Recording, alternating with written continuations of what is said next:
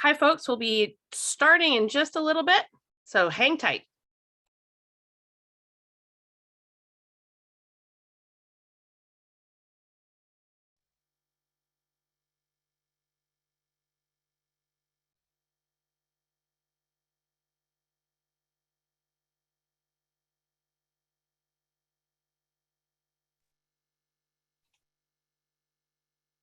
Hi, everyone. Thank you for joining us. I am Suzanne Simon with Restore America's Estuaries.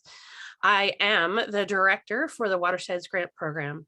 I'm joined today by our communications lead, Rob Shane, so you'll hear his voice from time to time, as helps me out on some of the technical aspects of this.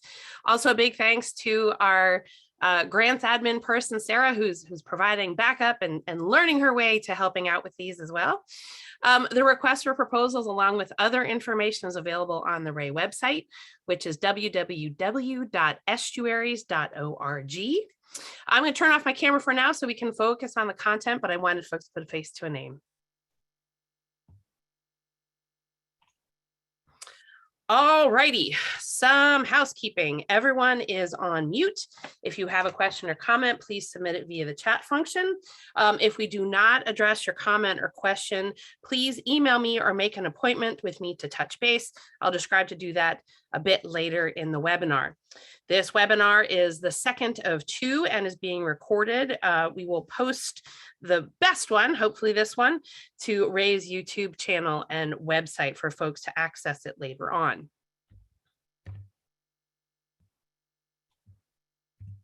All right, what we will be covering today, we'll be doing an overview of this grant program, eligibility and various aspects, amount of funding and anticipated awards, budget and match and deadlines, and the application process. Before we go down that particular path, I wanted to provide a little bit of information about who Restore America's Estuaries is. For those of you who may not be familiar, we are a national organization dedicated to protection and restoration of bays and estuaries as essential resources for our nation. You can see there are 10 member groups there on the map. We couldn't do this without them, or our affiliate members who are listed down there below. If you would like to become an affiliate member, check out our website for additional information. There's some great benefits to becoming an affiliate member. All right, some other resources and opportunities that I think folks on this webinar might find interesting. We have a number of other funding sources available. One is a Southeast New England Watershed Implementation Grants. The RFP for those folks, that's for Southeast Massachusetts and Rhode Island. That should be coming out within the next couple of months. We have Caring for Our Coasts, that's the Gulf of Mexico organizations. We have the Tampa Bay Environmental Restoration Fund. And certainly last on this list, but not least, is a different grants program that's similar in nature to this. I'll get into the differences. There's going to be the final RFP of that program out this spring. So some other events that you may be interested in as well. We have an in-person tech transfer workshop on living shorelines. That will be in October in Galveston. We've got our big biennial summit every 2 years. That's going to be in October of 2024. So mark your calendars early. That will be in the DC metro area. And last but not least, you can work with us to participate in your local area by doing National Estuaries Week. That is an annual event we have every September. Some other resources, we have our Coastal Restoration Toolkit. There's a link from our website. That's a great resource for folks who are starting out on the restoration side, especially for some of the smaller groups. They don't know where to begin, or they're looking for other funding sources, things like that. Really great tool. We also have our Inclusive Coast Initiative. That is our DEIJ, which is Diversity, Equity, Inclusion, and Justice Initiative.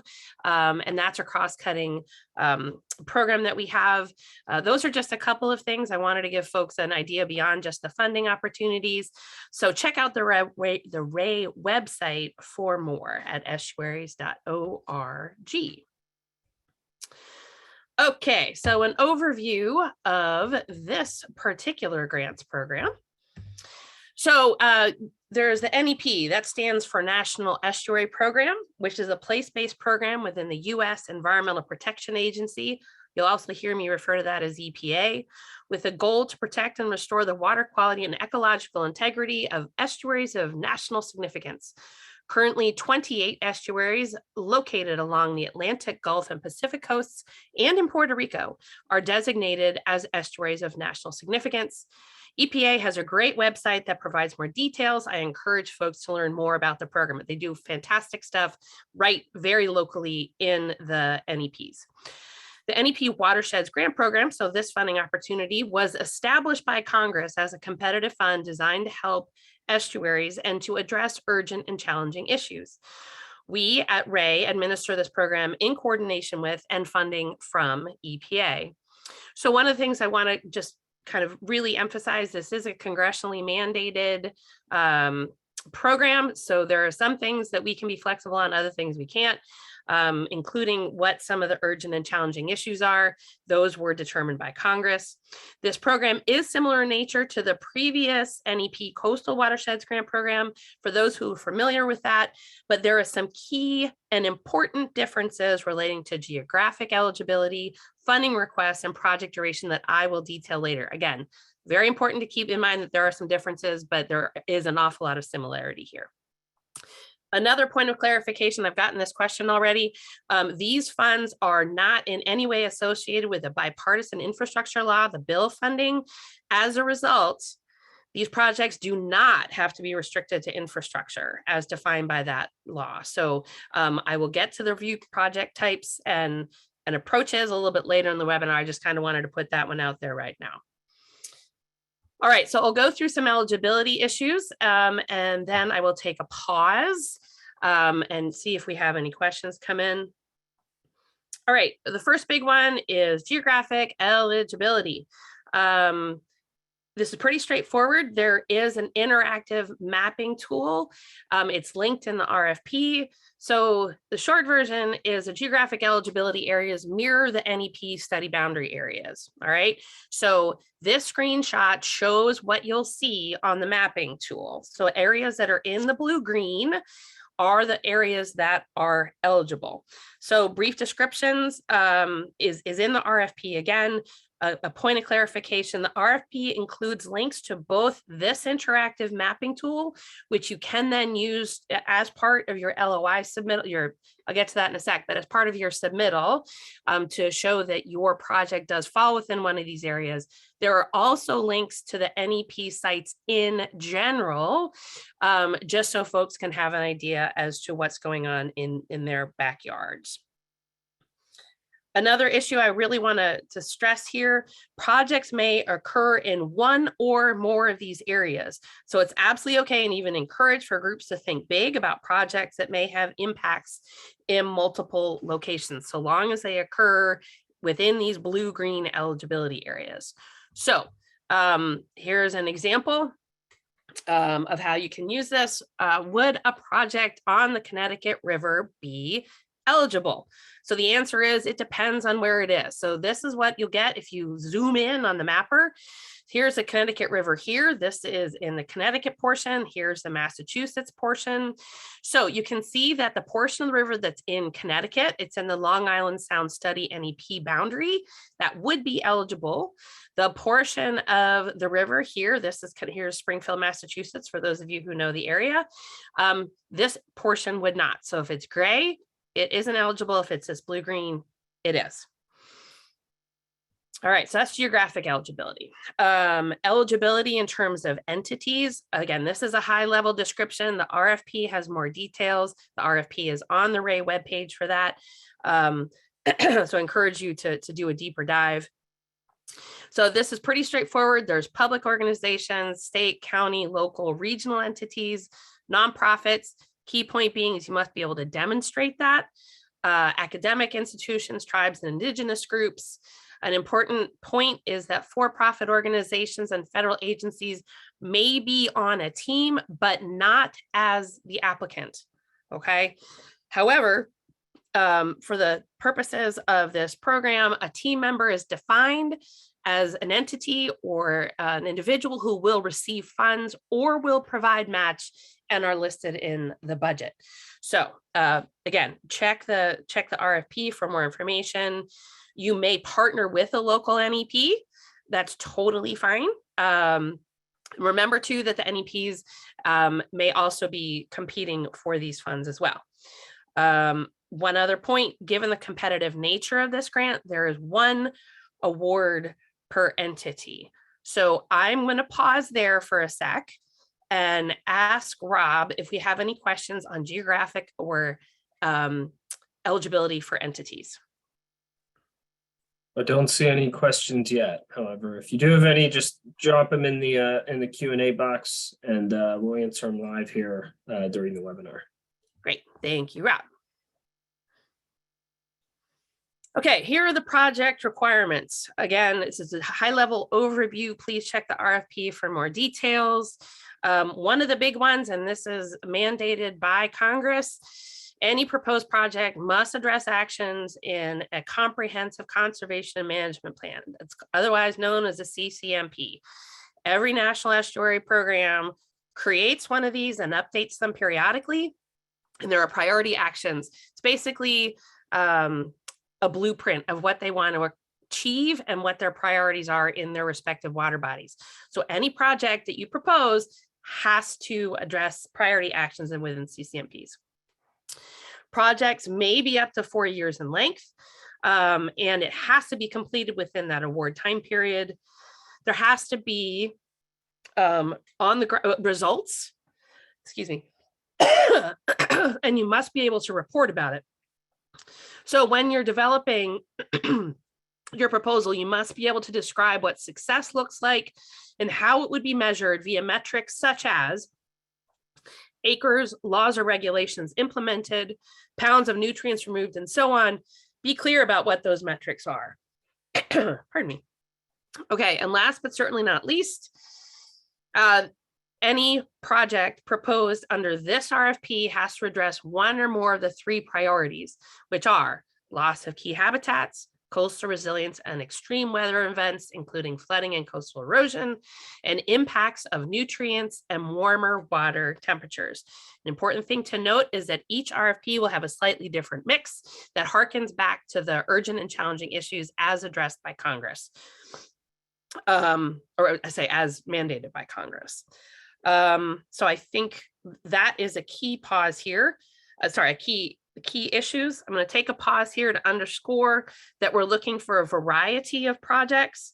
We encourage innovative, larger scale ideas along with projects that may occur on smaller scales. Funds may be from a variety of sources and may be used for leverage as well. Overall, the key thing to remember is that we encourage a variety of proposed projects so long as they meet these key requirements. And again, there's more there in the RFP. So keep looking back to that. And if your answer still isn't obvious, by all means, reach out to me. Okay, some food for that, and then I'll pause because it looks like we do have some questions coming in. So here is a slide that demonstrates some example approaches. Please be aware that this is not an exhaustive list, and the intent is to provide some ideas as to the range of projects that may be eligible. So I've grouped these into kind of some generic categories, one being on the ground. So this would be habitat restoration, nature-based projects, nutrient abatement, planning, design, and feasibility. Another category that can be developing engineering specs or project designs, modeling, things like that. Capacity building. This can be aimed on a variety of levels. It can even be things like helping smaller nonprofits in your watershed have the ability to better make their communities more resilient. That's an idea. Changes to codes, ordinances, regulations, and management frameworks, protection. This can be coastal wetlands, migration corridors, conservation, etc. You get the idea. I didn't want to go down a giant rabbit hole in terms of a laundry list, but be aware that we are open to a wide variety of project approaches. Again, so long as it checks off those boxes of geographic eligibility, entity eligibility, up to 4 years in length, addresses the CCMP. So again, look at the RFP. If you have questions, by all means, contact me. So I'm going to pause there. And Rob, can you help me out and figure out what questions have been asked? Sure thing. So we have a question from Brian that says, we are a for-profit that makes a lot of water quality monitoring devices. How do we find teams to work with that are looking for a partner like us to assist with collecting water quality data? I think generally Brian is asking, is there a repository, or where should Brian kind of begin his search or their search to find partners? That's a great question. I would say start maybe with some of your existing, clients, or maybe talk to your local NEP to try to kind of get a line on maybe who some of those other organizations might be. Also, I think by doing some kind of pretty straightforward searching, perhaps, just to see who in your particular next, I'm assuming you're looking at maybe some folks in a specific geography, look to see who's working in that realm. So I think some basic searches, talking to your local NEP or a variety of NEPs if you work in multiple geographies, I'd say start there. Next question. Yep, great. Thanks, Brian. This next one is from an anonymous asker, but if the entity, I assume by that they mean the organization or the applicant, is not located within the NEP focus areas, but the project will benefit the NEP focus area, is the project eligible? So now, if the entity is proposing something, but that's the way I understand it. Yeah. Okay. So an entity can be outside of the eligibility area so long as the on the ground activities occur within the geographic eligibility area. So for example, we've had this come up in the past where, let's say there is a project that's going to happen in I'm going to use the earlier example. Let's say it's going to happen in the Connecticut portion of the Connecticut River, but the lab they want to use is in Massachusetts. That's fine, so long as the project and the on the ground impacts occur within the geographic eligibility. That's fine. Does that get to the question? That I believe so, and I think the other half of this may be interpreted as, if the project does not occur within the NEP focus area, but it would benefit the focus area, i.e. it would happen upstream of the water of the NEP, is that project eligible? No, it has, all the on the ground stuff has to happen within the geographic eligibility areas. Okay, great. Next is from Rachel. Can an entity be awarded funds as a partner organization and as a grantee? Or if you are a partner on more than one proposal, can you only get funding for one if two were funded? We haven't had that. Yeah, I understand the question. So we haven't had that happen before, but it is possible, conceivably, to be both an applicant and a team member. And I'll get to some of the funding realities here in a sec, but we haven't had that come up, but conceivably one could do both. Okay, great. And in that same line of questioning, while it's possible for an organization to submit 3 proposals, each organization is only eligible for a single award. Is that correct? That is correct. Okay. I was probably going to tackle that one a little bit later, but yeah, so it's only going to be 1 award per entity. Great. So I got 2 more questions for you here. Yeah. Would preventative measures against ecological harm be a good example project approach? Conceivably, if it meets all of the other requirements. Mm-hmm.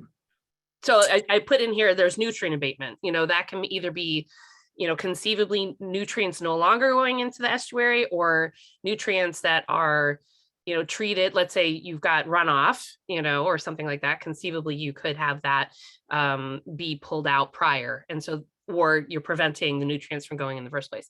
Again, it really depends on the specifics of those projects. And as long as they meet these other eligibility requirements, then it would certainly be up for consideration. Great. And last question, this is from Christina.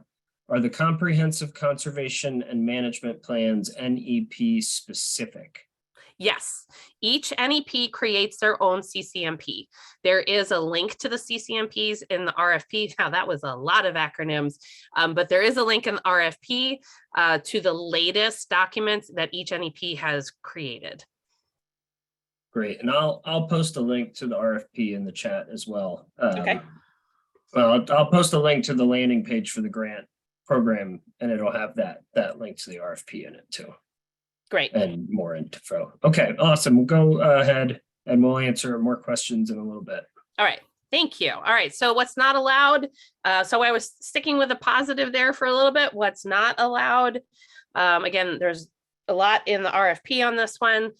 So when I say research in this context, it means kind of research for research sake, research that's part of applied or research that will be, data that will be collected to help inform, let's say, changes to a management framework. That's fine. It's the research for research sake, as opposed to informing decision making or changes on the ground. That is the latter is allowed. Similarly, standalone outreach and education. We want to see outreach, education, and tech transfer as part of a larger effort, but a standalone isn't allowed. Routine monitoring only. Again, this is where there's some nuance here. So if you have questions, by all means, reach out to me. The case where you're using monitoring, again, to help inform a decision or frameworks, that's fine, but just routine monitoring that's been going on for a long time, not necessarily. Land acquisition, it may be used, may not, sorry, I'm going to rephrase that. Land acquisition is not allowed with the federal funding, although it may be used for the non-federal match. Social surveys, questionnaires, same thing. We can't use the federal funding to do that. That even includes things like, surveys of how neighbors feel about a living shorelines approach or something. Need to figure out how to fund that differently. Activities required as part of legal settlements, mitigation, natural resource damage assessments, those cannot be funded. We already kind of touched on the 3 proposals per entity. We are limiting that mostly just to kind of throttle back a little, just in terms of the total number that come through the portal. Please check the RFP for details. If you have questions, get in touch, as I'm happy to help. And I fully understand there's a lot of nuances involved. Okay, now on to the money slide. The funding and the number of awards. We have approximately $3.2 million to award in this round. The per project cost is $200,000 to $500,000. So if you do the math, it comes out to an anticipated number of awards of 6 to 16. So that kind of harkens back to the comment or the question of, can an organization be both an applicant and on a team? Yes. However, the competition for this is pretty, let's just say it's competitive. And so we haven't ever run into that particular issue with the previous program. Be aware that there's a lot of competition out there. But don't be nervous. People, obviously, we are going to give money out. So we encourage the submittals. Okay, I'm just going to spend a little time talking about the budget and match. Please follow the format and the details on the RFP, particularly with respect to the categories. These are defined budget categories per federal regs and all that good stuff. So these are federal cost categories. So if you have questions on this, there's a long list of stuff in the RFP. Some key things to keep in mind: there is a 30% non-federal match. For example, if the requested funding is $200,000, the required non-federal match would be $60,000 for a project total of $260,000. So we recognize that this is a potential barrier to application. So we do have the ability for folks to request a waiver from the non-federal match. Note that requesting a waiver will not impact how a proposal is reviewed, nor will a waiver automatically be granted. The applicant needs to provide a number of details, so there is more information in the RFP. The other thing about match, I say with all sincerity, we realize it can be a barrier. However, I think folks can really be legally and ethically creative in terms of how they get to match. It can be volunteer hours, in-kind contributions. time and effort of partners. This can be donated boat time, it can be donated lab time, it can be greenhouse use, any stuff that you're able to cobble together. Do your best to really make that count, because I realize that this can be a bit intimidating on some fronts, for some folks and organizations. So yeah, so if you have any questions, by all means, reach out to me. All right, so the process and the timeline. It is a two-step process. The first stage we call a letter of intent, and I'll go through that in a second, followed by a full proposal if invited. This LOI is the first stage. In the past, we've requested a PDF upload, but folks didn't always abide by the requested page limits. So this stage basically consists of an online form. I'll show you a screenshot on the next slide. So be aware it isn't like an upload of a PDF or anything like that. All of the specifications for the LOI are in the RFP. All right. And one of the reasons we've kept this as a two-step process, it's based on feedback we've gotten from the community at large and our previous applicants and other constituents. The idea is we're trying to lower those barriers to entry, lower the barriers to submittal. And based on all the feedback, folks have said they really appreciate that the lift isn't as big on the front stage. So that's just a quick explanation of why we do this. Submit via the online submittal portal. The submittal portal is live. Again, I'll show you a screenshot here on the next slide. The link to the submittal portal is off of the website. And if you have any questions on how you do that, just let me know. A quick piece of advice: we strongly recommend developing all of the materials you need for the RFP in a separate document. We recognize that a lot of these projects are multiple partners. So whether it's a Word doc or it's a Google Share or Google Docs or whatever works for you, develop all your materials in a separate file. And then when everything is nice and final, then submit it. You will have the ability to start and save a proposal. And it works. We've tested it. It's in great shape. However, it's just going to make your life a lot easier to put everything in a separate document. The online form, it mirrors what's in the RFP. So if you have any questions, again, let me know. Key aspects of the timeline: this first stage is due on February 10th. Evaluation frameworks and scoring are shown in the RFP. We're doing our best to be transparent on how they're going to be scored. Last but not least, and this is a really important thing I want to stress, each LOI requires a letter of acknowledgement from the local NEP. There is a list of contacts in the RFP. There's a hyperlink there. Use that. Please reach out sooner than later. It's the responsibility of the applicant to reach these deadlines. Okay, so in the past, we've heard, we all have a tendency to wait sometimes a little bit later than we want to. But remember, you're asking for a letter from these folks. So reach out sooner than later. All right, and now we're going to go on to the screenshot of the submittal portal. I realize the text is a little bit small here. This is a screenshot. So you've got the RFP priority address. This is a drop-down box: project purpose, project description, impact, relevance. So this mirrors the key aspects of what are in the RFP. Okay, so it looks like we had a question come in, Rob.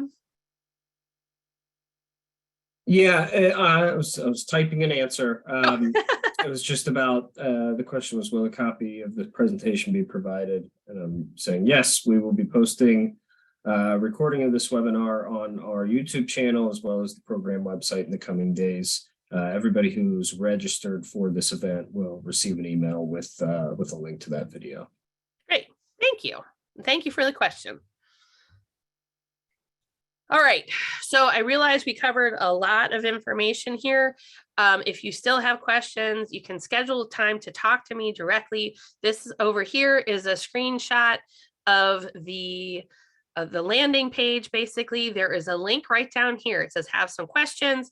Use this link. This takes you to this fantastic little app where you can put time directly on my calendar at a time that works for you.